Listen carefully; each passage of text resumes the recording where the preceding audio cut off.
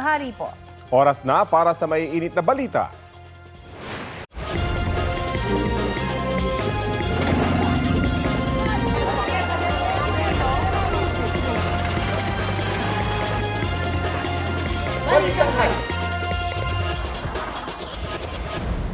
Mga kapuso, matapos ang 4 na araw, natagpuan na ang ginang na naiulat na nawala sa Angeles, Pampanga. Bangkay na siya nang makita, nakabaon sa lupa sa compound mismo ng bahay nila. Balita hatid ni James Agustin. Nakabaon sa lupa sa compound ng kanyang bahay sa Angeles City, Pampanga nang matagpuan ng mga otoridad. Alas 5 ng hapon kahapon ang bangkay ni Maria Teresa Tess Mamak na 4 na araw nang napaulat na nawawala. Siya ang byuda ng dating kapitan ng Barangay Balibago. Kinilangan magukay ng soko na humigit kumulang 5 talampakan bago tuluyang nakuha ang bangkay. Inabot sila na mahigit 4 na oras. Ayon sa pulisya, nadiskubre ang kahina-hinalang hukay sa gilid ng mga kulungan ng baboy.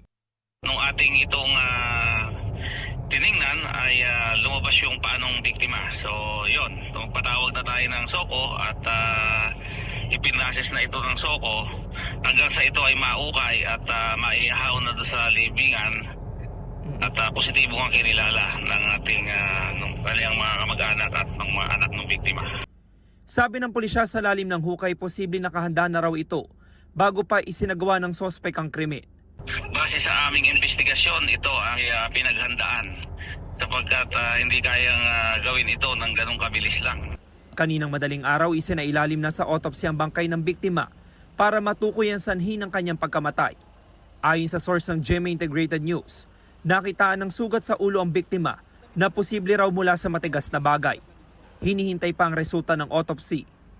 February 12 nang mapaulat na nawawala ang biktima. Sa kuha ng CCTV sa compound ng kanilang bahay, makikita ang isang lalaki na lumabas bandang alas 7:20 ng gabi. Tinukoy ng mga kaanak ang lalaki na driver nila ng mahigit 20 taon. Bumalik din siya sa loob maya-maya. Matapos ang ilang minuto, dumaan ang puting sasakyan ng biktima. Alas 7:30 maririnig sa CCTV ang sigaw ng isang babae sa loob ng bahay na pinaniniwalaang sa biktima. Pagsapit ng alas 8:30 ng gabi, makikita ang puting sasakyan na palabas ng compound. February 14 nang matagpo ang abandonado ang sasakyan at nakaparada sa Magalang Municipal Plaza. Isinailalim na ito sa forensic examination. Sa paunang investigasyon ng pulisya, may nakita silang bakas ng dugo sa pader, wheelbarrow, washing machine at gripo sa compound. Ang lalaking driver hindi na nakita at nakontak ng mga kaanak ng biktima simula noong February 12. Ayon sa pulisya, itinuturing na person of interest ang driver. Base ho sa mga testigo ay siya ho yung huling nakitang kasama at siya yung huling nakitang nagmaneho nung sasakyan. Sa ngayon ay ini-establish pa natin kung ano yung posibleng motibo kung bakit nagawa ng ating suspect sa biktima. Nagkasa ng manhunt operation ng pulisya para matunton ang driver. Sa isang pahayag, mariing kinondena ni Pampanga 1st District Representative Carmelo Lazatin Jr. ang pagpatay kay Mamak. Nagalok din siya ng 200,000 pisong pabuya sa sino mang makapagbibigay ng impormasyon sa kung sino ang pumatay sa biktima. Kumuha na ng DNA sample ang pulisya mula sa bangkay ng biktima para i-cross-match sa mga bakas ng dugo na nakita sa ilang bahagi ng compound at maging sa sasakyan ng biktima. Inalam pa ng pulisya ang motibo sa krimen. James Agustin, nagbabalita para sa GMA Integrated News. Mga kapuso, posibleng hanggang Marso pa magtagal ang amihan season. Base sa datos ng Pag-asa, may inaasahan pa raw na surge o bugso ng amihan. Pagdating naman ng Marso, unti-unti na itong huhupa. Sa ngayon, sa extreme northern Luzon umiiral at nakaapekto ang amihan. Habang easterlies naman sa nalalabing bahagi ng bansa. Ngayong Martes, naitala sa La Trinidad Benguet ang 14.3 degrees Celsius na minimum temperature, 16.2 degrees Celsius sa Baguio City, habang 23.5 degrees Celsius dito sa Quezon City. Base sa rainfall forecast ng Metro Weather, malaking bahagi ng bansa kasama na ang Metro Manila ang magkakaroon ng maayos na panahon sa mga susunod na oras. Uulanin naman ang ilang bahagi ng Northern at Central Luzon, Quezon Province, Mindoro, Bicol Region, Visayas at Mindanao. Ito ang GMA Regional TV News. Mainit na balita mula sa Luzon, hatid ng GMA Regional TV. Patay ang isang lalaki matapos masagasaan ng bus sa Lucena, Quezon. Chris, ano ang latest sa investigation? Connie, ayon sa pulisya, bigla raw tumawid sa kalsada sa barangay Ibabang Dupay ang biktima. Base sa investigasyon, hindi agad nakapreno ang bus driver kaya nasagasaan ng biktima na pumailalim din sa sasakyan. Hindi sa pedestrian lane tumawid ang lalaki. Dead on the spot siya dahil sa mga sugat sa iba't ibang bahagi ng katawan. Inaresto ng pulisya ang bus driver na naharap sa reklamong reckless imprudence resulting in homicide. Walang pahayag ang driver ng bus, gayon din ang pamilya ng biktima. Matapos naman ang mahigit sa 2 buwan, naaresto na ang 3 sospek sa pamamaril sa isang nagbibisikletang lalaki sa Cabanatuan, Nueva Ecija. Unang naaresto ang mismong gunman sa krimen sa General Natividad, Nueva Ecija. Kasunod naman ang pag-aresto sa 2 pang sospek sa tulong ng mga CCTV footage. Ang isa sa kanila mismong bayaw ng biktimang nasawi.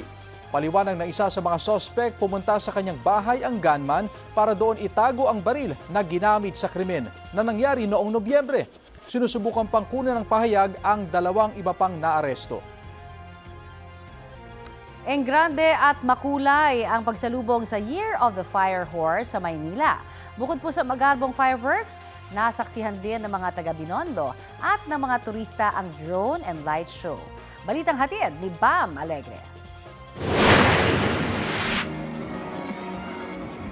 Sabay-sabay umangat ang mga drone bago ang hating gabi para sa pagsalubong sa Chinese New Year sa Maynila.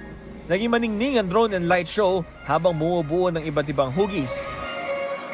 Gaya ng mala billboard na logo ng lungsod ng Maynila at ang Year of the Horse ngayon 2026.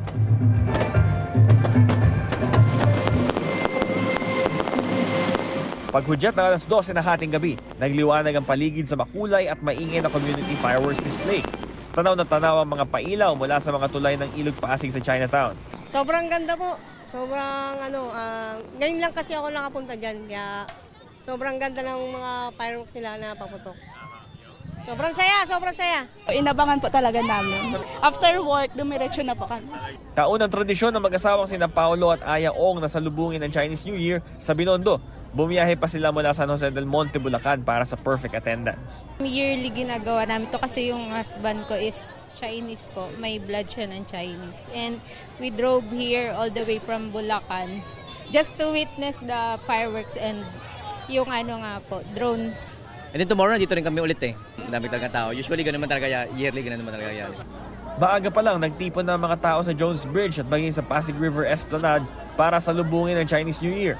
Para tiyakin ang kaligtasan sa lugar, nakabantay ang pulisya. Matapos ang fireworks display, nanatiling bukas ang mga ilaw ng Binondo sa magdamag.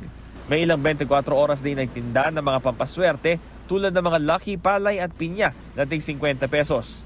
Maliliit na pampaswerte palamuti na 3 for 100 pesos, malalaking pasabit na mula 300 pesos at prosperity basket na 700 pesos. Mabibili rin ang tikoy mula 75 hanggang 200 pesos, depende sa size.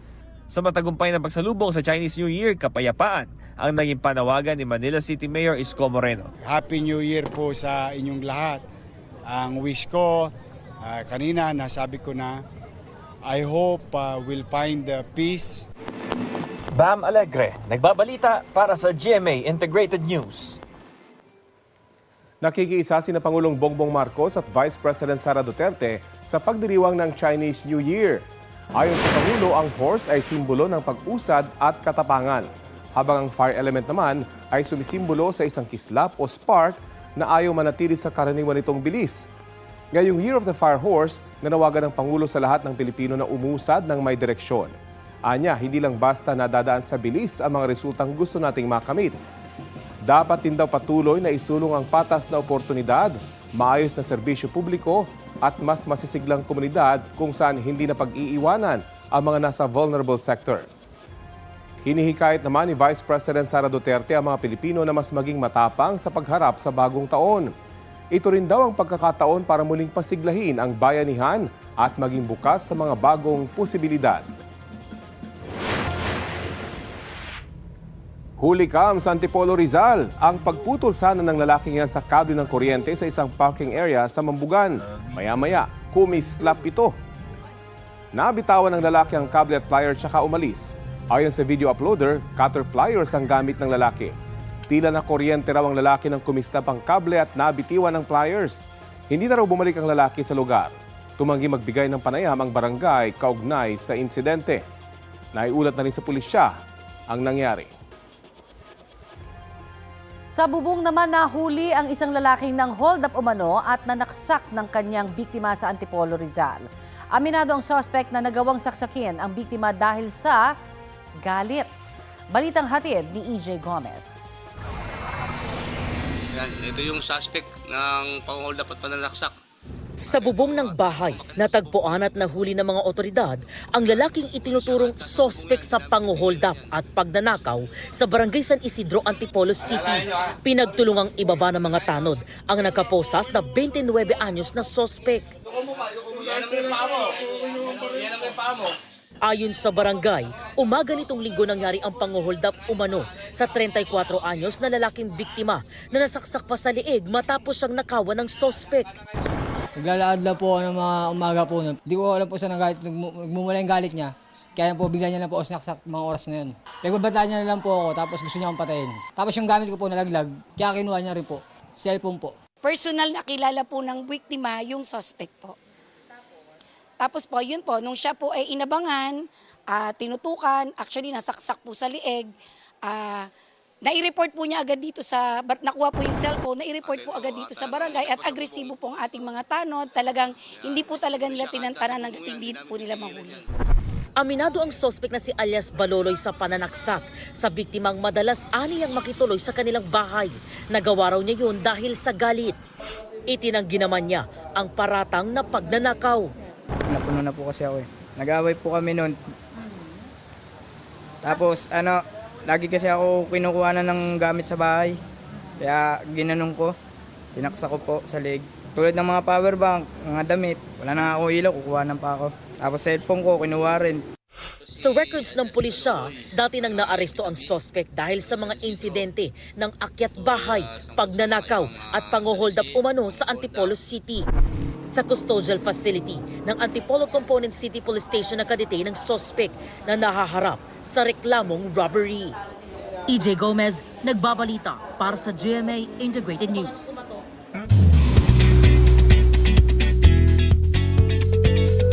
Happy Tuesday mga mari at pare! Shining performances ang ipinamalas ng cast ng upcoming GMA Afternoon Prime Series na Born to Shine sa kanilang mall show sa Malabon. Present si Zephanie na kinanta ang theme song ng serye. May solo performances din mula sa iba pang cast tulad ni Mix Cuaderno. At aabang ang girl group sa serye na binubuo ni Olive May, Chloe Redondo, Angelica Santiago at Alia de Gracia. Naroon din si Rosel Nava na thankful sa kanyang pagbabalik sa acting. Bukod sa performances, nag-enjoy rin ang audience sa games. Mapapanood ang Born to Shine soon sa GMA. Nagpasaya rin ng fans ang cast ng afternoon drama series na House of Lies sa isang mall sa Quezon City. Mainit na sinalubong dyan sina Kokoy De Santos, Martin Del Rosario, G. Canlas, Chris Bernal at Beauty Gonzalez. Kwento ng cast, dapat pang abangan ang mga susunod pang salpukan at batuhan ng iconic lines sa serye. Mapapanood ang House of Lies Monday to Friday, 3:20 p.m. sa GMA Afternoon Prime.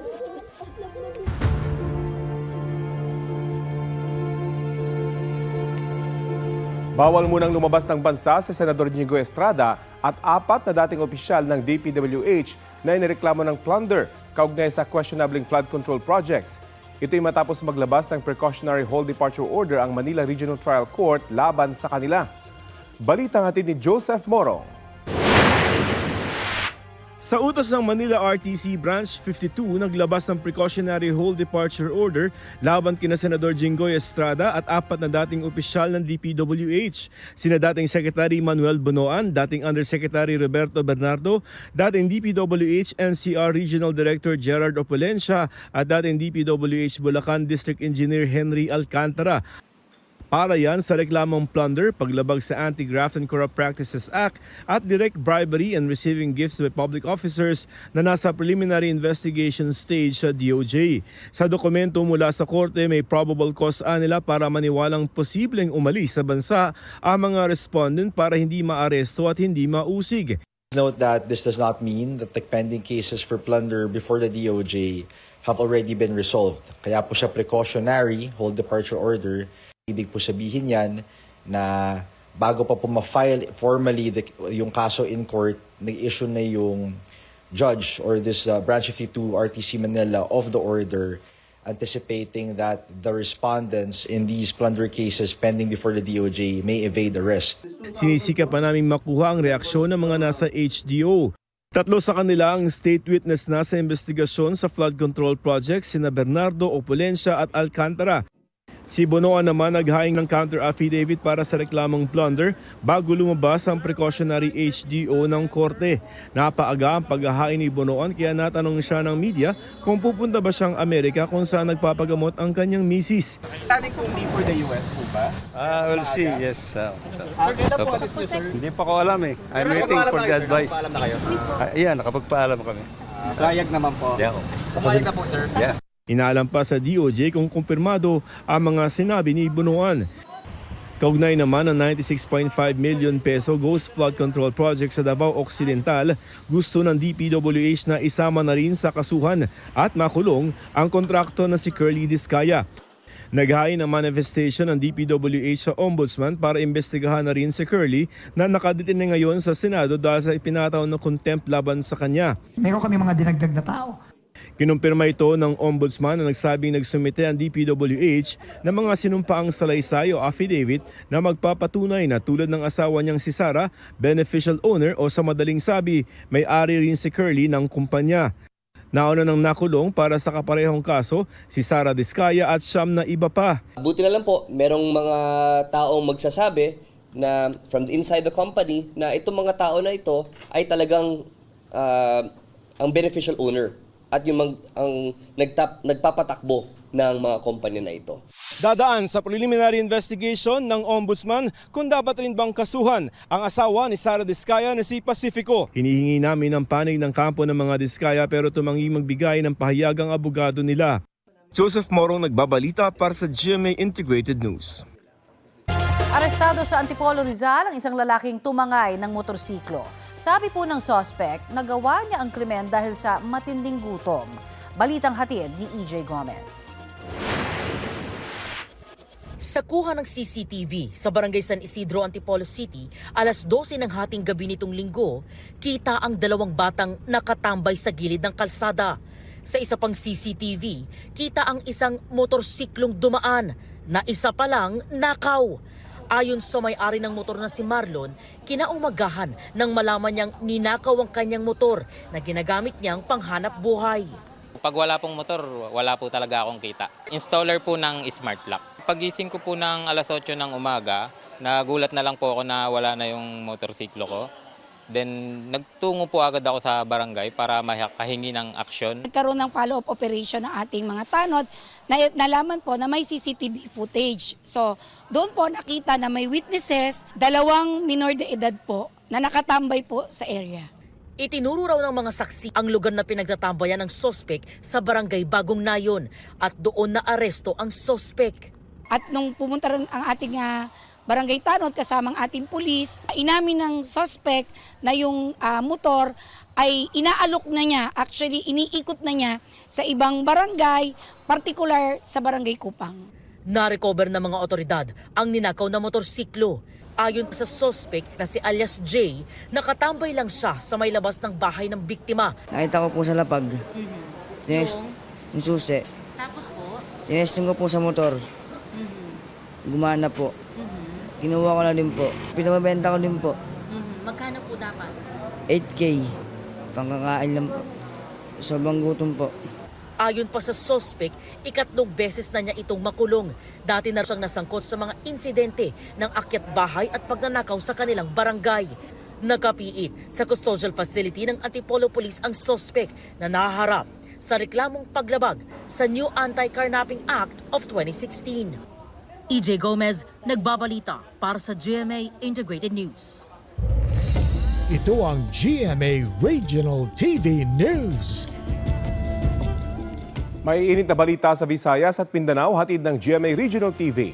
Nasunog ang isang talyer sa Barangay Balabago sa Iloilo City. Sara, may casualties ba?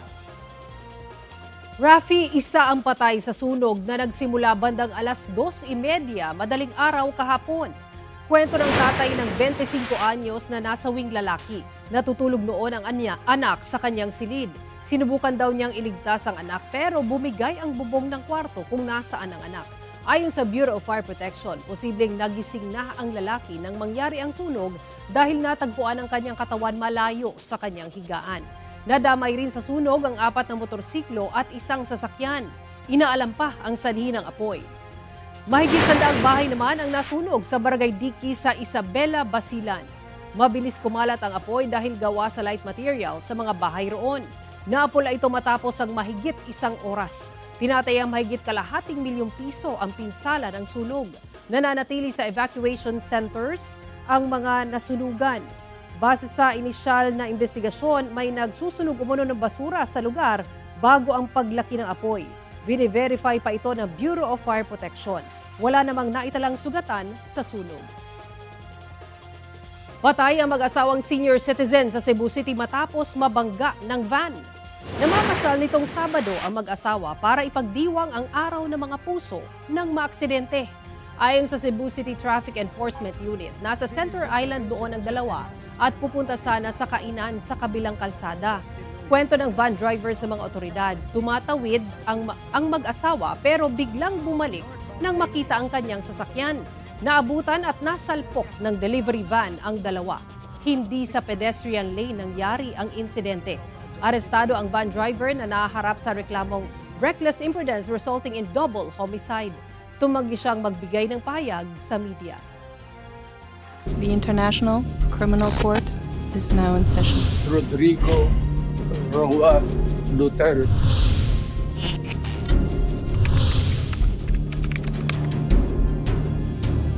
Sa International Criminal Police Organization o Interpol at hindi sa International Criminal Court daw makikipagtulungan ng gobyerno ng Pilipinas. Ayon sa Malacanang, kasunod daw ng paglabas ng ICC ng co-perpetrators umano ni dating Pangulong Rodrigo Duterte sa kanyang drug war. Nanindigan din ng palasyo na ang pagtupad sa obligasyon ng bansa sa Interpol ay hindi pagsuko ng ating soberanya. Balitang hatid ni Sandra Aguinaldo.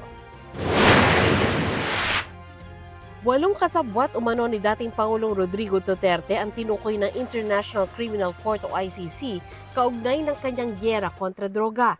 Kabilang sa aligasyon ay ang pagpapatupad umano ng tinatawag na common plan o plano para i-neutralize ang hinihinalang kriminal sa pamamagitan ng karahasan tulad ng murder mula 2011 hanggang 2019. Sa kaso ni Go, nagsimula raw ito nung personal aid at special assistant pa siya ni Nooy Mayor Rodrigo Duterte hanggang itinalaga siyang special assistant to the President. Walaan niyang kaugnayan ang mga bintang sa kanyang mga naging papel at responsibilidad bilang special assistant to the President at executive assistant ng alkalde noon ng Davao City. Dagdag pa ni Go, walang iligal na inuutos sa kanya si dating Pangulong Duterte at hindi rin naman aniya siya susunod sa anumang iligal na utos mula kanino man. Iginiit din sa press release ni Go na ang kanyang mga responsibilidad noon ay administrative at clerical lang at hindi konektado sa police o operational matters. Sa sesyon ng Senado nitong Miyerkules, nakita pang dumalo si Go. Pero si Senador De La Rosa, mula Nobyembre pa hindi pumapasok sa Senado simula ng umugong na may arrest warrant na ang ICC laban sa kanya. Sa dokumento ng ICC, isinangkot siya ng mga prosecutor sa kaso mula rin noong alkalde pa si Duterte. Siya naman ang nakaupong hepe ng Davao City Police noon at kalaunay naging PNP chief. Wala pang tugon si De La Rosa sa pagpapangalan sa kanya ng ICC pero nabanggit niya noong handa siyang humarap sa anumang kaso pero sa isang korte lang sa Pilipinas. Sa isang Facebook post, sinabi ng asawa ng namayapa ng dating PNP chief na si Camilo Cascolan na sana'y nabubuhay pa ang kanyang asawa para ipaliwanag ang Oplan Tokhang at double barrel. Sinusubukan pa naming makuna ng pahayag ang iba pang pinangalanang co-perpetrator, pero kahit ipinalabas ng ICC ang pangalan ng mga co-perpetrators, hindi raw ito nangangahulugang may lalabas ng warrant of arrest laban sa kanila. Ang ICC sa ngayon ay hindi naman sinisilip or hindi nila kakasuhan yung lahat ng involved. Meron silang prosecutorial strategy kung saan yung pinaka-responsable ang kanilang kakasuhan. Sakaling maglabas ng warrant of arrest ayon kay Conti, mainam na sundin daw ng Pilipinas ang prosesong nakasaad sa Article 59 ng Rome Statute. Nakasaad dito na sa oras na matanggap ang warrant of arrest, nararapat itong ipatupad agad ng isang bansa. Tsaka iharap ang arestado sa competent judicial authority sa naturang bansa para alamin kung tama ang proseso ng pag-aresto dito at kung nirespeto ang karapatan nito. Pero hindi nakasama ang Pilipinas sa Rome Statute matapos mag-withdraw noong 2019 sa ilalim ng Duterte administration. Nang maaresto noong nakaraang taon si dating Pangulong Duterte, iginiit ni Pangulong Bongbong Marcos na sa Interpol nakipagtulungan ang gobyerno at hindi sa ICC. Ito rin ang sinabi ngayon ng Malacanang. Makikipagtulungan tayo sa Interpol but not with the ICC in the same way that we cooperated with the Interpol during the arrest of the former president. Ganun po mangyayari. Yun po ang nangyari before at yan din po ang mangyayari ngayon. Nanindigan din ng palasyo na hindi pagsuko sa soberanya ang pagtupad sa obligasyon ng bansa sa Interpol. Pero sa ngayon, wala pa namang warrant na inilalabas ang ICC sa mga pinangalanang kasabwat umanon sa drug war. Sandra Aguinaldo, nagbabalita para sa GMA Integrated News. Samantala, kaugnay sa usapin sa West Philippine Sea at iba pang issue, makakapanayam natin si Senador Rodante Marcoleta. Magandang umaga po. Magandang tanghali sa iyo, Rapi. Opo. Sabi po sa amin kahapon ni former SC Associate Justice Antonio Carpio ay payag siyang makipagdebate sa inyo tungkol sa West Philippine Sea. At handa raw po itong i-host ng Philippine Bar Association itong debate. Kung papayag din kayo, payag ho ba kayo sa debate? Payag naman ako kahit kailan, Rapi, nasabi ko na ito, ngunit yung limitasyon na kanyang binabanggit, hindi yata nasabi kung tatanggalin yung mga limitations na kanyang nilagay. Bakit po gusto niyo walang limitation? Para naman magwagi ang buong mamamayang Pilipino kasi paano mo naman ililimit yung napakalawak na subject matter ng West Philippine Sea. Hindi lamang sa malawak ito ay complex at far-reaching ang kanyang consequences. So, hindi dapat bibigyan ng limitasyon, lalong-lalo na yung limitasyon ay sa akin pa di umano nang galing yung mga pananalita na hindi ko naman talaga sinabi yung ganon. So, paano ka makikipagdebate sa isang parang nangyari, Rapi, gumawa sila ng yung tinatawag na yung strawman fallacy o strawman argument na kung saan yung posisyon ko, pinalitan nila, sinubstitute nila, minanipula nila, iniba nila. Pagkatapos, yun ang kanilang bibirahin para sa ganun, lilito na parang nanalo sila kagad. Sinabi rin po ni dating Senior Associate Justice Carpio kahapon na hindi pwedeng magkaso ng treason kapag peacetime. Ito po yung threat nyo sa kanya. Kung gusto raw po ninyo, kailangan nyong i-amend o baguhin muna yung Article 114 ng Revised Penal Code. Ano pong tugon nyo rito? Akala ko naman malawak ang kanyang pangunawa, Rapi. Ang sinasabi ko lamang dyan, I'm not referring to the book definition of treason. I am referring to the generic sense of the word treason. Kasi ang sinasabi ko riyan, napakalawak na bahagi ng ating teritoryo ang kanyang ipinamigay sa pamagitan ng kanyang maling pagdidesisyon. Isipin mo, Rapi, mahigit 242,000 square miles ang nawala sa ating territory at halos kung square kilometers na, naabot sa mahigit na 626. Mahigit, square kilometers. Kung ang ating land area, Rapi, land area natin is 300,000 square kilometers. Ay mas malaki itong pinamigay niya kasi ang territorial sea, Rapi, is part of our territory. At it is defined by our constitution. Tatlong constitution ang nag-define ng ating national territory. Kung maalala mo, yung Article 1, nakalagay niya national territory. 1935 Constitution, 1973 Constitution, at saka yung 1978, itong umiiral na Constitution. Opo. Nakapine dyan ang ating national territory. Wala kahit sinong Pilipino ang pwedeng magbago niyan. Pero Senador, ang sabi po niya, hindi lang naman daw po siya yung nagdesisyon dito. Buong Kongreso po yung nagdesisyon daw dito, unanimous yung kanilang desisyon sa Supreme Court. Ay dapat daw lahat sila ay kasuhan ng treason. Yan ang ayaw ko sa pangangatwiran niya, Rapi. Alam mo, lahat ng ginawang batas ng legislature is subject to constitutional question, di ba? Kung minsan kahit na nagawa na namin yung batas, pupunta sa Korte Suprema dahil sa question of constitutionality. Ngayon, kaya nga pumupunta sa Korte Suprema kung sakasakali yung constitutionality ng batas, ituwid nila. Ngayon ko nakita na pinagtiwalaan natin na ang buong akala natin kaya niyang desisyonan upholding the Constitution, particularly yung national territory.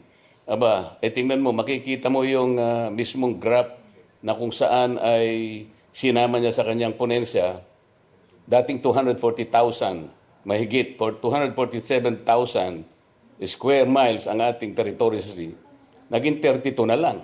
Ang sabi ko nga sa'yo, ang nawala halos 242,000 square miles. Paano mo gagawin yun? Paano niya sasagutin yun? Kung sasabihin niya, collective yan. Dahil, So sinasabi po ninyo, ang sinasabi po niyo, siya lang ang target niyo dahil siya ang ponente o nagsulat ng desisyon. Hindi siya ang target ko. Siya ang siya yung dinadama niya yung mga kasama niya. Siguro napagkamalan ng mga kasama niya na expert siya sa international law. Itatanong ko lang sa kanya, hindi ka ba naniniwala na inalisan mo ng mahigit 242,000 sa ponensya mo ang ating territory? Kasi ang territorial sea, kasama sa territory natin. Alam mo, kaya nagkakamali siya, ang buong akala niya kasi, okay naman yan, sabi niya, kahit nawala yung ating territorial sea, nag-gain naman tayo ng napakaraming exclusive economic zone. Napagkamali niya, Rapi, yung exclusive economic zone, hindi parte ng territory natin yun. Ang huwag mong isusurrender, yung territorial sea. Sapagkat yan ay sakop ng ating national territory na binabantayan at dinefine mismo ng saligang batas. Wala kang karapatang baguhin yun. Kanina nabanggit niyo po na may mga statement kayo na tila binabago. Linawin lang po natin. Para po sa inyo, ano ba yung Calayan Island Group? Bahagi po ba ng Pilipinas o hindi? Bahagi. Ang sinasabi nila, sinabi ko raw, yung KIG, hindi bahagi ng ating teritoryo. Kailan ko sinabi yun? Sila ang naglalagay ng mga salita sa aking bibig para yun nga yung strawman fallacy. Gagawa sila ng statement at isasabihin nila na yun ay nagmula sa akin. Ang pinag-uusapan lang naman doon, Rapi, kaya nabanggit yung KIG, ay yung territorial waters, yung maritime waters, entitlement ng KIG, hindi yung kalupaan. Nung sinabi kong i-give map mo yung KIG, kasi nga nakikita nila yung kahirapan, yung paghihirap at impossibility na ma-enclose mo yun at isasama mo dun sa kalakhan ng ating tinatawag na West Philippine Sea dahil ang dami mong lalabagin na mga artikulo ng UNCLOS. At pagkatapos ma-appropriate mo pa yung high seas. Iminumustra ko dun sa kapitan na nakaharap sa amin dun sa CA para makita niya kung gaano ang paghihirap, kung paano gagawin na i-encircle yung maritime entitlement nung napakaraming features sa KIG, ganong sila is separated by the high seas. Ngayon, I wanted to strengthen that argument para ipaalam lang sa kanya, imposible yan. Maaaring makumpleto mo lang gawain mo kung i-give up mo yung KIG. I did not advocate that. It was I'm only trying to strengthen the argument na napakahirap kung hindi man imposible na i-enclose mo siya, isasama mo siya sa West Philippine Sea. Ito yung ayaw nilang puntahan. Okay. Ito yung nipilit nilang iligaw ang ating mga kababayan na para mas sinabi ko na hindi teritoryo ang KIG. Wala akong sinabing gano'n, Rapi. Pagdating po sa West Philippine Sea, sino po may karapatan dito? Pilipinas ho ba? Hindi yun ang issue, Rapi. Sabi ko, i-drawing muna natin. Kahit nasabihin mong atin ito, dito sila gumagawa ng strawman fallacy. Sinasabi ko lang, i-drawing natin ang hangganan ng West Philippine Sea sapagkat 14 years ago, minanduhan na, inorderan na sa pamagitan ng administrative order, presidential directive ito, Rapi, sinabi na sa NAMRIA, kasama yung DFA, i-drawing nyo yung mapa ng Pilipinas reflecting the West Philippine Sea at i-deposit ninyo kanya sa UN Secretary General at notify all international organization. After 14 years, Rapi, nasaan? Sabi na harap-harapan, aminin ba nila na kapag-deposit sila? Alam mo yung ginawa nilang mapa na sinabmit nila sa tribunal, Rapi, sana may pagkakataong ipakita sa'yo. Silang nag-drawing ng West Philippine Sea, silang hindi nagsama sa KIG. Meron ako mga mapa na sinabmit nila, napakarami nito. Senador, with all this debate, sa palagay niyo ba, hindi ito magpapahina sa posisyon ng Pilipinas tungkol sa South Chinese at West Philippine Sea? Nagdedebate yung mga matataas na opisyal ng bansa Yun ang mapapalakas sinasabi ito? nila. Rapi, yun ang sinasabi nila. Yung parte ng strawman fallacy, magpapahina. Paano magpapahina? Pinalalakas ko nga eh. Paano mo sasabihin atin ito? Wala ka naman titulo. Halimbawa, yun na lamang titulo ng bahay mo. Aangkinin mo ba titulo ng lupa na kinatatayuan ng pasilidad mo, opisina, bahay? Sasabihin mo, akin ito, wala kang titulo. Mapapalakas mo ba yun? Kahit na magsisigaw ka, magdamag. Halimbawa, sabihin niya, kahit I appropriate the moon and the stars. Puro salita lang ba yun? Hindi mo gagawin yun eh. Sasabihin niya, pinahihina. Sila kasi, binamali nila yung aking pagnanasa na ayusin natin. Maglagay tayo ng coordinate. Sundin ninyo yung sinabi ng Presidente noong 2012, panahon pa ni Pangulong Pinoy, gumawa kayo ng mapa reflecting the West Philippine Sea, pati yung mapa isubmit nyo, i-deposit nyo sa UN General Assembly. After 14 years, ang tanong ko, bakit hindi sila gumagawa ng lahat ng bagay na ito? Paano mo patibay ito kung hindi mo gagawin yun? Abangan po natin sana kung maging parte ito ng debate. Maiba naman po tayo. Pumirma po ba kayo doon sa Senate Blue Ribbon Committee report tungkol sa investigation sa flood control projects? Nire-review pa namin yun. Hindi naman basta-basta na makakapirma ka ron. Unang-una, kinakailangan makita mo lahat yung ano ba yung tinuntun doon, ano ba yung direksyon, sino ba yung mga inimbita namin. Kailangan makita namin at sino ba yung hindi naimbita at bakit hindi. Kasi maraming binanggit na pangalan. Halimbawa, sinabi ni Senador Lacson, sabi niya 67 contractors na congressmen, ni isa wala akong nakita ron eh. Sinabi niya ito sa Cabral Files, at least 5 cabinet secretaries at mga USEC ay beneficiaries ng allocable sa Cabral Files. Wala siyang binanggit. Tapos yung expose niya na 8 billion to 9 billion ay idiniposit ni Bernardo, ibinigay ni Yusek Bernardo kay Trigib, Yusek ng DepEd yan, at si Trigib binigay kay Adrian Bersamin. Wala naman si tinawag tungkol dito at hindi naman nakita. Gusto kong busisiin, bakit pinagbabanggit mo ito at pagkatapos wala ka namang tinawag at wala kang pinagtatanong, pati yung mga 11 na contractors na bahagi ng kanyang mga privilege speech. Ni isa wala siyang tinawag. At gusto kong makita sa committee report na kanyang idinrap kung nandito lahat ito. Bakit si Speaker Martin ganun lamang ang kanyang resolution sapagkat lahat naman ng mga nagtuturo sa kanya papunta sa pangalan niya. Senador, Senador, ang rekomendasyon ng Blue Ribbon Committee kina Senador Jingo Estrada, Chis Escudero at Joel Villanueva ay isailalim sa preliminary investigation. Ano pong may papayo nyo sa kanila bilang abogado at kasama nyo sa Senate Minority? In deference to the lawyers of my colleagues, ayoko namang akong imanguna sa kanila. Siguro kung isang araw tatawagin nila ako para magbigay ng konting legal advice, doon ko na lang sasabihin sa kanila. Kasi may sarili silang mga abogado, Rapi. Nahihiya naman ako na pangunahan ko sila. Very quickly po, panghuli na lamang, kailan nyo po gustong gawin yung debate? Kung maalis na yung mga limitasyon sana at ayusin nila, gawin nila in terms of proposition. Halimbawa, resolve that blah blah blah is blah blah blah. Affirmative ako halimbawa, negative siya. O kaya resolve na blah blah blah, negative ako, siya naman ang affirmative. Mga ganun ba? Hindi so talagang, ito lang ang dalawang itong pag-uusapan namin na sinabi ko raw ganito, hindi ko naman sinabi yung ganun. Anong pagtatalunan namin doon? So talagang may formal na debate structure kumbaga. Aabangan po natin. Maraming salamat po sa oras na binahagi nyo sa Balitang Halik. Maraming salamat din sa iyo, Rapi. Yan po si Senador Rodante Marcoleta. Susubukan po namin hinga ng reaksyon si Justice Carpio kaugnay sa mga pahayag ni Senador Marcoleta. Huli ang pagtawid ng isang babae kasama ang 2 bata sa isang kalsada sa Barangay Malabago sa Mangaldan, Pangasinan. Wala sila sa pedestrian lane. Ilang sandali lang, biglang dumating ang isang motorsiklo at bumangga sa isa sa mga bata. Tumila po naman ang rider. Rumisponde sa insidente ang opisyal ng barangay at dinala sa pagamutan ang bata at rider. Hindi na rin na-report sa pulisya ang insidente. Inaalam pa ang kalagayan ng mga biktima.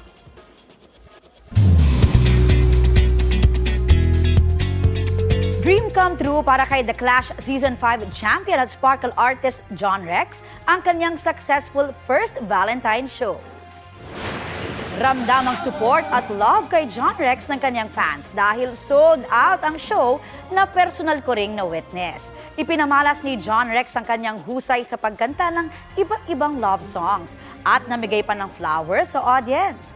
Love is in the air talaga ang vibes. Lalo't spotted din sa audience sina Sparkle couple River Cruz at Julian San Jose na nagsilbing The Clash Masters noong season ni John Rex. All out din ang support ni The Clash Judge Ay de las Alas na naging emosyonal sa isang kanta. Well, talagang masaya lang ako kasi nabigyan ako ng chance to really pakita yung kaya kong gawin. And yun nga, first ever na Valentine show ko and then nakapag-sold out din ng show. So sobrang nakakataba ng puso kasi yung suporta na binigay sa akin. Patuloy po ang pagdagsa ng mga tao sa Binondo, Maynila ngayon nga pong Chinese New Year. At may ulat on the spot si Mariz Umali. Mariz, yung Hiwachay. Gongsi, Patchay, Connie, at kahit nga medyo umaambon pa rito sa Binondo ay hindi pa rin napigilan ang mga tao na magsaya at makipiesta dito sa oldest Chinatown in the world, ang Binondo. Dumadagundong nga ang buong Ongpin Street sa mga nagfa-fire dance. Buhay na buhay rin ang kalsada sa iba't ibang mga performers at mga mascot. Piesta hindi lang sa paningin kundi pati na rin sa pandinig ang mayat-mayang mga pagtatanghal ng mga lion dance. Sari-saring atraksyon din ang bubusog sa paningin. May mga nag-alay din ng insenso at namili pa ng mga charms at pampaswerte. Food crawl naman ang trip ng marami. At Connie, mahigpit din ang seguridad na pinatutupad dito ng Manila Police District para masiguro ang kaayusan at kapayapaan sa lugar, especially sa lahat ng mga nakikipiesta dito sa Binondo. Connie? Mag-aabang kami ng tikoy. Maraming salamat, Mariz Umali.